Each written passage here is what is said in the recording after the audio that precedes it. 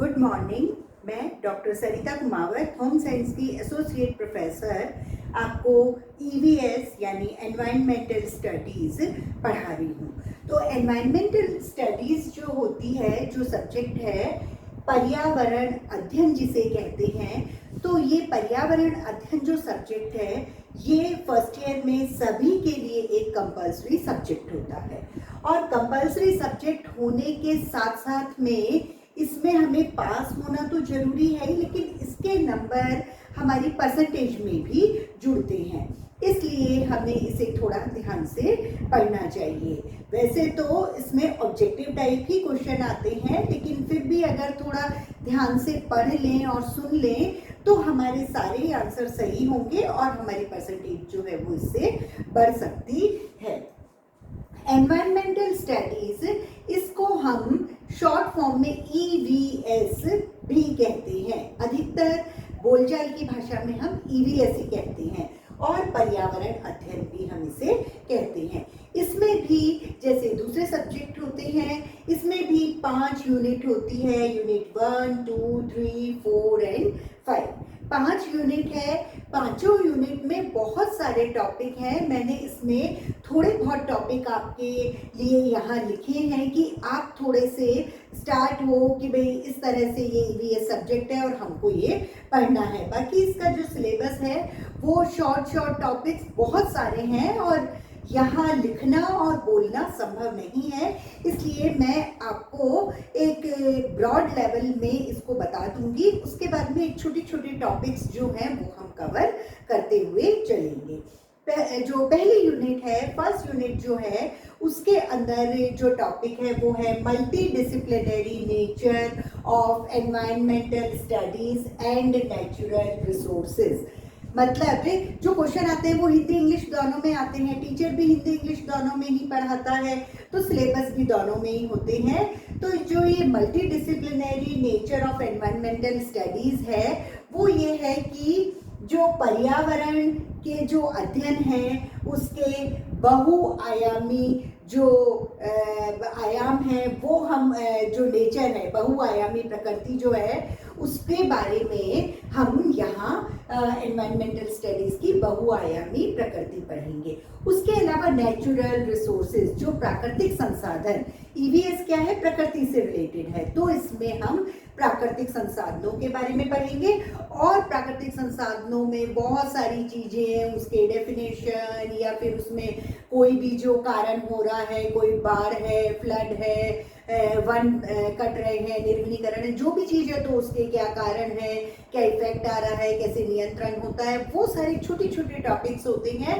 वो मैंने यहाँ नहीं लिखा है, एक ब्रॉड तरीके से लिख दिया कि जो एनवायरमेंटल स्टडीज यानी जो पर्यावरण अध्ययन है उसके हम बहुआयामी प्रकृति पढ़ेंगे और बहुत सारे हम प्राकृतिक संसाधन पढ़ेंगे। प्राकृतिक संसाधन में कौन कौन से जो है मेनली जो हमें पढ़ने हैं हमारी यूनिट 1 में, वो है फॉरेस्ट रिसोर्स यानी वन संसाधन, वाटर रिसोर्स जल संसाधन, मिनरल रिसोर्स खनिज संसाधन, फूड रिसोर्स यानी खाद्य संसाधन, एनर्जी रिसोर्स यानी ऊर्जा संसाधन, और लैंड रिसोर्स यानी भूमि संसाधन। इन्हीं सब के बारे में, ये एक संसाधन है लेकिन इसके अंदर सब टॉपिक्स बहुत सारे हैं, करीब 5 से लेके 10 सब टॉपिक्स हम इसमें कवर करेंगे। ये तो हुआ फर्स्ट यूनिट। सेकेंड यूनिट जो होगा वो है इकोसिस्टम। इकोसिस्टम यानी पारिस्थितिक तंत्र, और पारिस्थितिक तंत्र जो है इकोसिस्टम, उसकी हम परिभाषा पढ़ेंगे, हम उसका कॉन्सेप्ट पढ़ेंगे, उसकी संरचना स्ट्रक्चर पढ़ेंगे, उसके जो कार्य की है मतलब जो फंक्शन होते हैं कार्य वो पढ़ेंगे। उसके अलावा जो इकोसिस्टम है पारिस्थितिक तंत्र, उसके अंदर कुछ अलग अलग स्टेप्स होते हैं, कुछ अलग अलग टॉपिक्स है, जैसे फूड चेन है, खाद्य श्रृंखला, उसके बारे में पढ़ेंगे। फूड वेब, जो खाद्य जाल होता है, कौन किसको खा रहा है, तो वो सब हम इसमें पढ़ेंगे। फिर इकोलॉजिकल पिरामिड्स कि मतलब जो सबसे ज़्यादा चीज़ है फिर कम है फिर कम है, तो वो वहाँ पिरामिड में हम पढ़ा देंगे। इकोलॉजिकल पिरामिड्स के बाद में हम इकोसिस्टम के बहुत सारे टाइप्स होते हैं, उन टाइप्स के बारे में पढ़ेंगे। वहाँ समुद्री के टाइप भी हैं और भी कई सारे टाइप्स हैं, वो सारे हम इकोसिस्टम यानी पारिस्थितिक तंत्र बहुत सारे तरह के हैं, वहाँ हम इनको डिस्कस करेंगे। फिर जो तीसरी यूनिट है, यूनिट थर्ड के जो टॉपिक है मेनली, वो है biodiversity and it's conservation. Biodiversity मतलब जैव विविधता। जैव विविधता जो है वो हमारे भारत में तो बहुत ही है, पूरे विश्व में भी है, तो हम यहाँ जैव विविधता इंटरनेशनल लेवल पे भी पढ़ेंगे, नेशनल लेवल पे भी पढ़ेंगे, स्टेट लेवल पे भी पढ़ेंगे। तो जैव विविधता एंड इट्स कंजर्वेशन, इस जैव विविधता को हमको संरक्षित रखना है, तो इसका संरक्षण, जैव विविधता और इसका संरक्षण। और कंजर्वेशन ऑफ डाइवर्सिटी ये टॉपिक इसी में ही है कि जो जैव विविधता है कई सारी, हम उसका संरक्षण कैसे करेंगे, और उसके अलावा हम इसकी परिचय पढ़ेंगे, इंट्रोडक्शन, फिर बायोडाइवर्सिटी में कई सारे क्लासिफिकेशन है, वर्गीकरण पढ़ेंगे, फिर इसकी महत्ता यानी इम्पोर्टेंस ऑफ बायोडाइवर्सिटी, जैव विविधता की महत्ता, वो हम इस चैप्टर में पढ़ेंगे। फिर जो चौथा यूनिट है, यूनिट 4 का नाम है एनवायरमेंटल पॉल्यूशन यानी पर्यावरणीय प्रदूषण। पर्यावरण के अंदर जो गंदगी है, जो प्रदूषण हो रहा है, हम उस प्रदूषण के बारे में पढ़ेंगे। ये बहुत बड़ा सा है, इसमें बहुत सारे छोटे छोटे टॉपिक हैं, लेकिन मैं यहाँ नहीं लिख सकती हूँ और इतना सारा हम बोल भी नहीं सकते हैं। हम एक एक टॉपिक को ले लेंगे। तो बड़ा सा मैं ये बता रही हूँ कि जो पर्यावरणीय प्रदूषण है, हम उसके कॉजेस पढ़ेंगे, कारण, फिर उसके इफेक्ट्स यानी उसके प्रभाव, और कंट्रोल मतलब जो प्रदूषण है उसको कैसा नियंत्रित किया जा सकता है, मतलब इन्हें, इसके कारण, प्रभाव और नियंत्रण, ये तीनों चीजें हम इसके अंतर्गत पढ़ेंगे। और कई सारे टॉपिक्स हैं कि जो पॉल्यूशन के अंदर आते हैं, कहाँ कहाँ पॉल्यूशन हो रहा है, किस किस तरह का प्रदूषण हमारे भारत में या हमारे वर्ल्ड में हो रहा है, तो वो जो हम पढ़ेंगे वो है एयर पोल्यूशन यानी हवा का प्रदूषण, वाटर पॉल्यूशन यानी जल का प्रदूषण, सॉइल पोल्यूशन यानी मृदा मिट्टी में जो पॉल्यूशन है, मैराइन पोल्यूशन जो समुद्र में समुद्री तरीके से प्रदूषण हो रहा है समुद्र में, नॉइस पॉल्यूशन यानी जो ध्वनि के कारण प्रदूषण हो रहा है उसके बारे में पढ़ेंगे। फिर थर्मल पॉल्यूशन यानी तापीय प्रदूषण, न्यूक्लियर पॉल्यूशन यानी न्यूक्लियर की हिंदी मेरे को अभी नहीं आ रही है, न्यूक्लियर हैजार्ड्स, जो भी मतलब परमाणु के कारण परमाणविक जो भी प्रदूषण है हमारे भारत में और हमारे वर्ल्ड में, हम उनके बारे में पढ़ेंगे।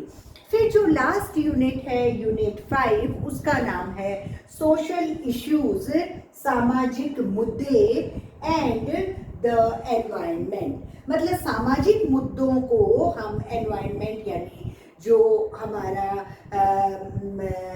पर्यावरण है, पर्यावरण से हम सोसाइटी के जितने मुद्दे हैं उनको हम जोड़ेंगे। इसके अंदर भी करीब 10 या 15 सब टॉपिक्स हैं, थोड़े बहुत मैंने यहाँ लिखे हैं, जैसे urban problems related to energy, जो ऊर्जा है, ऊर्जा से रिलेटेड जितनी भी प्रॉब्लम्स है शहरों की, वो हम पढ़ेंगे। उसके अलावा हम water conservation, rain water harvesting and watershed management, मतलब हम जो जल के संरक्षण से रिलेटेड हम सारे टॉपिक्स कवर करेंगे। उसके अलावा हम पर्यावरण की नैतिकता के बारे में पढ़ेंगे, एनवायरमेंटल एथिक्स। यहाँ नैतिकता जो है, नैतिकता में कौन से मुद्दे हैं, क्या प्रॉब्लम्स है, कैसे सोल्यूशन करना है, वो सब।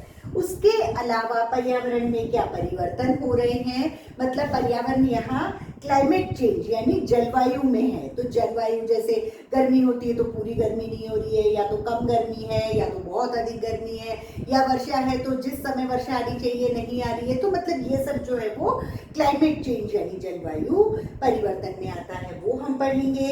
फिर वेस्टलैंड रिक्लेमेशन, मतलब जो भूमि खराब हो गई है, बंजर भूमि हो गई है, हम उसको किस तरह से रिक्लेम कर सकते हैं, सुधार सकते हैं, वो हम इसमें पढ़ेंगे। उसके अलावा हम जन चेतना यानी पब्लिक अवेयरनेस के बारे में पढ़ेंगे, और पब्लिक अवेयरनेस में भी करीब 10 मुद्दे हैं, लेकिन इसमें मैं आपको एक दो ही बता रही हूँ। जैसे कि ह्यूमन राइट्स जो हैं, मानव अधिकार के बारे में पढ़ेंगे, HIV एड्स के बारे में पढ़ेंगे, विमेन एंड चाइल्ड वेलफेयर, महिला एवं बाल विकास, इन सब के बारे में हम पढ़ेंगे। तो ऐसे ये 5 यूनिट हैं, और पांचों यूनिट में जो भी सब टॉपिक्स हैं वो हम एक एक करके कवर करते जाएंगे, और इसे आप ध्यान से सुन के और पढ़ेंगे तो आपके जो ऑब्जेक्टिव क्वेश्चंस जो हैं उनको आप बहुत अच्छी तरीके से अटेम्प्ट कर पाएंगे। इसके बाद में जो मैं नेक्स्ट आपका लेक्चर लूँगी वो मैं अब यूनिट 1 से शुरू करूँगी, और यूनिट 1 में multi disciplinary nature of environmental studies से शुरू करेंगे।